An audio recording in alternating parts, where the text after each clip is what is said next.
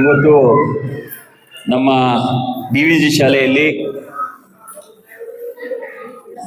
ಶಾಲಾ ಪ್ರಾರಂಭ ಆಗಿದೆ.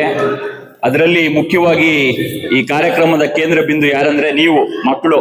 ಯಾರು ಹೇಳಿ? ಯಾರು? ನಿಮ್ಗೆ ಎಷ್ಟು ಸ್ವಾಗತ ಮಾಡಿದ್ರು? ಪ್ರೈಮ್ ಮಿನಿಸ್ಟರ್ ಮಾಡ್ತಾರಲ್ಲ ಆ ರೀತಿ ಮಾಡಿದ್ರೆ ಇಲ್ಲ ಸ್ವಾಗತ? ನಿಮ್ ಟೀಚರ್ಸ್ ಫ್ಲವರ್ಸ್ ಹಾಕಿದ್ರೆ ಇಲ್ಲ?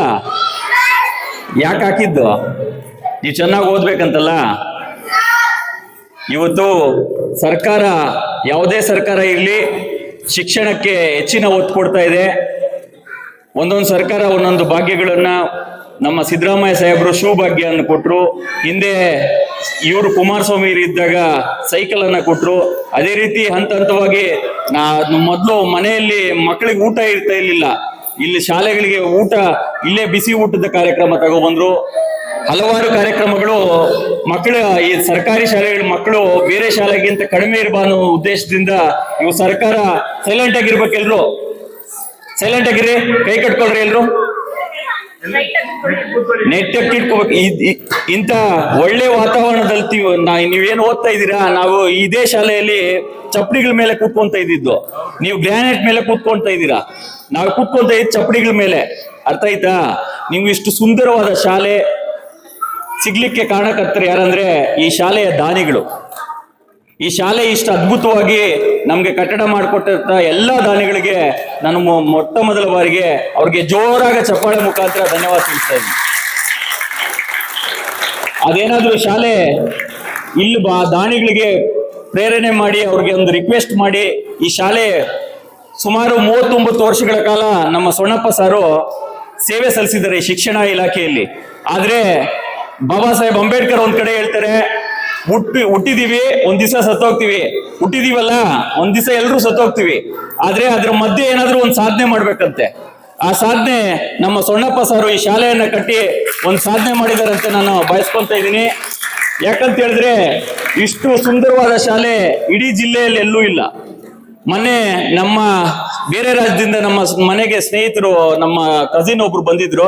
ನಾನು ಅಯ್ಯಪ್ಪನ ಗಾಡಿಯಲ್ಲಿ ಹೋಗುವಾಗ ನಮ್ಮ ಮನೆ ಕೂಡ ಇಲ್ಲೇ ಇರೋದು. ಇದೇನಣ್ಣ ಪ್ರೈವೇಟ್ ಶಾಲೆನಾ ಅಂತ ಹೇಳಿದ್ರು. ಅಲ್ಲಪ್ಪ ಗೌರ್ಮೆಂಟ್ ಶಾಲೆ ಅಂತ ಹೇಳಿದ್ರೆ ಅವ್ನು ನಂಬ್ತಾನೆ ಇಲ್ಲ. ಯಾಕೆ ಹೇಳಿ?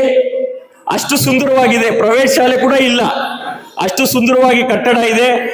ಅದರಲ್ಲಿ ನೀವು ಇದನ್ನ ಯುಟಿಲೈಸ್ ಮಾಡ್ಕೊಂಡು ಎಲ್ಲ ನಿಮ್ಗೆ A to Z, ನಮ್ಗೆ ಎಲ್ಲ ಮೊದಲೆಲ್ಲ ನಮ್ಗೇನು ಇಷ್ಟು ಸವಲತ್ತುಗಳು ಇರ್ತಾ ಇರ್ಲಿಲ್ಲ. ನಿಮ್ಗೆ ಎಲ್ಲ ಸವಲತ್ತುಗಳನ್ನ ಸರ್ಕಾರ ಇವತ್ತು ಪುಸ್ಕಾಟಿಯಲ್ಲಿ ಮುಫ್ತಾಗಿ ಕೊಟ್ಟಿದೆ. ನೀವು ಬರೀ ಈ ಶಾಲೆಯಲ್ಲಿ ನೋಡಿ, ಪ್ರೈವೇಟ್ ಶಾಲೆಯಲ್ಲಿ ಇಲ್ಲಿ ಕೇಳ್ಬೇಕು ಮಕ್ಕಳು, ಪ್ರೈವೇಟ್ ಶಾಲೆಯಲ್ಲಿ ಸೇರ್ಬೇಕಂದ್ರೆ ನಿಮ್ಗೆ ನಿಮ್ ತಂದೆ ತಾಯಿ 50,000ರಿಂದ 1 ಲಕ್ಷ ಖರ್ಚು ಮಾಡ್ಬೇಕಾಗತ್ತೆ. ಎಷ್ಟು ಖರ್ಚು ಮಾಡ್ಬೇಕು ಹೇಳಿ? 1 ಲಕ್ಷವರೆಗೆ ಖರ್ಚು ಮಾಡ್ಬೇಕಾಗತ್ತೆ. ಆದ್ರೂ ಕೂಡ ಅವ್ರು ಪದೇ ಅವರು ಕಾಟ ಹಂಗೆ ಇರ್ತದೆ ಕಂಟಿನ್ಯೂಸ್ ಆಗಿ.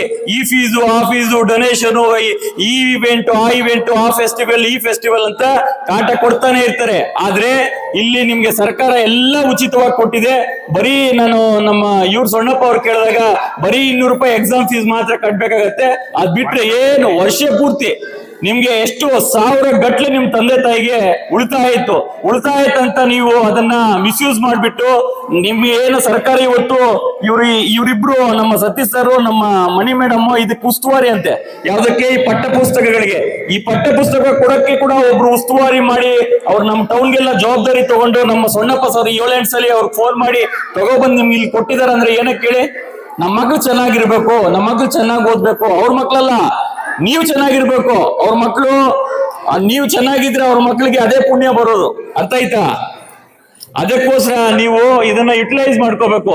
ಸರ್ಕಾರ ಎಲ್ಲ ಸವಲತ್ತು ಕೊಡ್ತಾ ಇರೋದು ಏನಕ್ಕಂದ್ರೆ ಇದು ನಮ್ಮ ವಿದ್ಯಾರ್ಥಿಗಳು ಶೈಕ್ಷಣಿಕವಾಗಿ ಮುಂದೆ ಬರಲಿ ಅಂತ.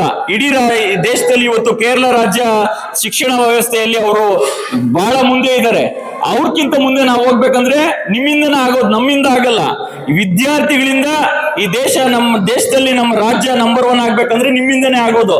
ನೀವಿಲ್ಲಿ ಬಂದು ಕೇಳ್ಬೇಕಿಲ್ಲಿ, ಸೈಲೆಂಟ್ ಆಗಿ ಕೂತ್ಕೊಳ್ರಿ, ಕೈ ಕಟ್ರಿ. ಸ್ಕೂಲ್ ಬರೋದು ಏನಕ್ಕೆ ಹೇಳಿ? ಓದಕ್ ಬರೋದು, ಮಾತಾಡಕ್ಕಲ್ಲ. ನಮ್ಗೆಲ್ಲ ಮೊದಲು ಅಲ್ಲಿ ಬಾಯ್ಸ್ ಸ್ಕೂಲ್ ಇತ್ತು, ಗರ್ಲ್ಸ್ ಸ್ಕೂಲ್ ಇತ್ತು. ಬಾಯ್ಸ್ ಬೇರೆ ಗರ್ಲ್ಸ್ ಬೇರೆ ಇತ್ತು.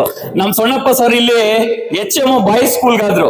ಬಾಯ್ಸ್ ಸ್ಕೂಲ್ಗಾದ್ಮೇಲೆ ಪಾಪ ಬಾಯ್ಸ್ ಸ್ಕೂಲ್ಗೆ ಒಂದು ತಗೊಬಂದ್ರು, ಸ್ಕೀಮ್ ತಗೊಬಂದ್ರು. ಇಲ್ಲಿ ಗರ್ಲ್ಸ್ ಸ್ಕೂಲ್ಗೆ ಅಲ್ಲಿ ಅವ್ರು HM ಇದ್ರು, ಅವ್ರು ಅಷ್ಟು ಆಸಕ್ತಿ ವಹಿಸಿಲ್ಲ. ಆದ್ರೂ ಕೂಡ ನಾವು ಅಲ್ಲಿ ವಿಡಿಯೋ ಕಾನ್ಫರೆನ್ಸ್ ಮುಖಾಂತರ ಅವರು ವಿದೇಶದಿಂದ ನಮ್ಗೆ, ನಾನು ರಾಜಶೇಖರ್ ಸರ್ ನಮ್ಮ ಜೊತೆಯಲ್ಲಿ ರಾಜಶೇಖರ್ ಸರ್ ಕೌನ್ಸಿಲರ್ ಇದ್ರು, ಅವರು ನಾವು ಇದೇ ಕಟ್ಟಡದಲ್ಲಿ ಅಂದ್ರೆ ಹಳೆ ಕಟ್ಟಡದಲ್ಲಿ ನಾವು ಮಾತಾಡುವಾಗ ಒಂದು ಕಡೆ ನಾವು ಆತರ ಇಟ್ಬಿಟ್ಟು ಇನ್ನೊಂದು ಕಡೆ ಡೆವಲಪ್ಮೆಂಟ್ ಮಾಡಿದ್ರೆ ಚೆನ್ನಾಗಿರಲ್ಲ. ದಯವಿಟ್ಟು ನೀವು ಅದನ್ನ ಕೈ ತಗೊಂಡು ಎರಡೂ ಶಾಲೆಗಳನ್ನ ಕೆಡವಿ ಹೊಸ ಕಟ್ಟಡವನ್ನು ನಿರ್ಮಾಣ ಮಾಡಬೇಕು. ಮತ್ತೆ ಮುಂದೆ ಇದ್ದ ಗೌರ್ಮೆಂಟ್ ಜಾಗ ಕೂಡ ನಾವು ಅದನ್ನ ಇದಕ್ಕೆ ಇನ್ಕ್ಲೂಡ್ ಮಾಡಿ ಒಳ್ಳೆ ಕಟ್ಟಡವನ್ನ ಮಾಡ್ಲಿಕ್ಕೆ, ಅವ್ರ ಸ್ವಂತ ಮನೆಗೆ ಹೆಂಗೆ ನಾವು ನೀರ್ ಹಾಕ್ತಿವಿ, ಪ್ರತಿಯೊಂದು ನೋಡ್ಕೊಂತೀವಿ, ಅದೇ ರೀತಿ ನಾವು ಪ್ರತಿದಿನ ನಾವು ಸೊಣ್ಣಪ್ಪ ಸರ್ ನೋಡ್ತಾ ಇದ್ವಿ. ಪ್ರತಿದಿನ ಅವ್ರ ಸ್ವಂತ ಮನೆಗೇನೋ ಬೇರೆಯವ್ರು ಏನ್ ಮಾಡ್ತಾರೆ ಅಂದ್ರೆ ಬರೀ ನಾಮಕೆ ವ್ಯವಸ್ಥೆ ಮಾಡ್ತಾರೆ.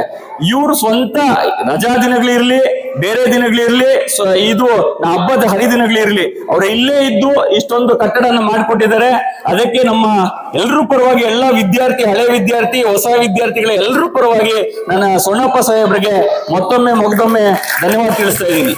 ಮುಖ್ಯವಾಗಿ ಏನು ಶಿಕ್ಷಕರಿದ್ರು, ನಿಮ್ಗೂ ಕೆಲವರು ಶಿಕ್ಷಕರು, ಅದೇ ಶಿಕ್ಷಕರು ಶಾರದಾ ಮೇಡಮ್, SKP ಮೇಡಮ್ ಅವರೆಲ್ಲ ಇದ್ದಾರೆ ನೋಡಿ. ಸರ್ಕಾರ ಇವತ್ತು ಯಾರು ಈ ನಮ್ಮ ಒಡ್ಡೇನಹಳ್ಳಿ ಇದೆಯಲ್ಲ, ಒಡ್ಡೇನಹಳ್ಳಿ ಟಮಾಟ ಗೊತ್ತಲ್ಲ, ಎಲ್ಲರೂ ಟಮಾಟ ಗೊತ್ತಲ್ಲ, ಅಲ್ಲಿ ರಿಜೆಕ್ಟ್ ಆಗೋ ಟಮಾಟ ಮುಳುಬಾಗ್ಲು ಬರೋದು, ಇಲ್ಲಿ ಪಾಸ್ ಆಗೋ ಟಮಾಟ ಎಕ್ಸ್ಪೋರ್ಟ್ ಆಗ್ಬಿಡ್ತದೆ.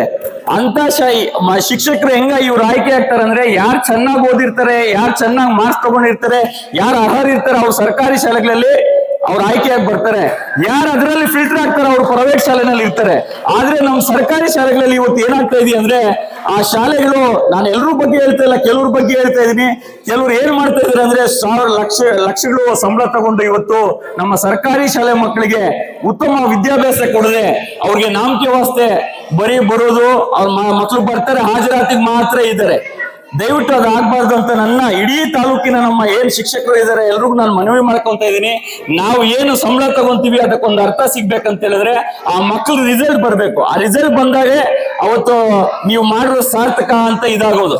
ನಾನು ಈ ಶಾಲೆಯಲ್ಲಿ ಓದಿದ್ದಕ್ಕೆ ಸುಮಾರು ಜನ ಈ ಶಾಲೆಗೆ ಸೇರಿಸ್ತಾ ಇದ್ದಾರೆ. ಯಾಕಂತ ಹೇಳಿದ್ರೆ ನಾನು ಒಂದು ಸ್ಥಾನಕ್ಕೆ ಬಂದಿದ್ದೀನಿ ಅಂತ. ನೀವು ಈ ಮಕ್ಕಳು ಏನಾದ್ರು ಚೆನ್ನಾಗಿ ಓದ್ಬೇಕಂತ ಹೇಳಿದ್ರೆ ನಮ್ಮ ಶಿಕ್ಷಕರು ಏನಿದ್ದಾರೆ ಅವರೆಲ್ಲ ಇಡೀ ತಾಲೂಕಿನಲ್ಲಿ ನಮ್ಮಲ್ಲಿ ಶಿಕ್ಷಕರು ಏನ್ ಸರ್ಕಾರಿ ನಾವು ಉಪ್ಪನ್ನ ತಿಂದು ನಾವು ಜೀವನ ನಡೆಸ್ತಾ ಇದೀವಿ, ಅದನ್ನ ನಾವು ಏನಾದ್ರೂ ಋಣ ತೀರ್ಸ್ಕೋಬೇಕಂತ ಹೇಳಿದ್ರೆ ಮಕ್ಕಳ ಒಂದು ರಿಸಲ್ಟ್ ಏನಿದೆ, ಚುನಾವಣಾ ಸಂದರ್ಭದಲ್ಲಿ ರಿಸಲ್ಟ್ ಬರ್ತದೆ, ಆ ರಿಸಲ್ಟ್ ಬೇರೆ. ಈ ಶಿಕ್ಷಕರ ಮಕ್ಕಳಲ್ಲಿ ರಿಸಲ್ಟ್ ನೋಡ್ಬೇಕಂದ್ರೆ ಎಕ್ಸಾಮ್ದು ರಿಸಲ್ಟ್ ಅನೌನ್ಸ್ಮೆಂಟ್ ಆದ್ಮೇಲೆ ಯಾವ ಶಾಲೆ 100% ಬಂದಿದೆ ಅಂದ್ರೆ ಸರ್ಕಾರಿ ಶಾಲೆ ಇರಬೇಕು, ಪ್ರೈವೇಟ್ ಶಾಲೆ ಇರಬಾರ್ದು. ಯಾಕಂತ ಹೇಳಿದ್ರೆ ಅವ್ರಿಗೆ 7,000 8,000 ಸಂಬಳ ಕೊಡೋದು, ನಿಮ್ಗೆ ಎಷ್ಟು 80,000 70,000 ಸಂಬಳ ಕೊಡ್ತಾರೆ. ಅದಕ್ಕಾಗಿ ನಾನು ಎಲ್ಲ ನಮ್ಮ ತಾಲೂಕಿನ ಎಲ್ಲ ಸರ್ಕಾರಿ ಶಾಲೆಗಳ ಶಿಕ್ಷಕರಲ್ಲಿ ಮನವಿ ಮಾಡ್ಕೊಳ್ಳೋದು ಇಷ್ಟೇ, ತಾವು ದಯಮಾಡಿ ನಮ್ಮ ಮಕ್ಕಳಿಗೆ ಏನು ಎಲ್ಲಾ ರೀತಿ ಸರ್ಕಾರ ಸವಲತ್ತು ಕೊಡ್ತಾ ಇದೆ, ನಿಮ್ಗೂ ಎಲ್ಲಾ ರೀತಿಯಲ್ಲಿ ಸವಲತ್ತು ಸರ್ಕಾರ ಕೊಡ್ತಾ ಇದೆ. ತಾವು ದಯಮಾಡಿ ನಮ್ಮ ಮಕ್ಕಳಿಗೆ ಒಳ್ಳೆ ವಿದ್ಯಾಭ್ಯಾಸ ಕೊಟ್ಟು ಅವರು ಈ ಸಮಾಜದಲ್ಲಿ ಒಳ್ಳೆ ಸ್ಥಾನಗಳನ್ನ ಅಲಂಕರಿಸಬೇಕಂತ ಕೇಳ್ಕೊಂತ ನನ್ನ ಮಾತನ್ನು ಮುಕ್ತಾಯ ಮಾಡ್ತೇನೆ. ಜೈ ಹಿಂದ್, ಜೈ ಕರ್ನಾಟಕ ಮಾತು.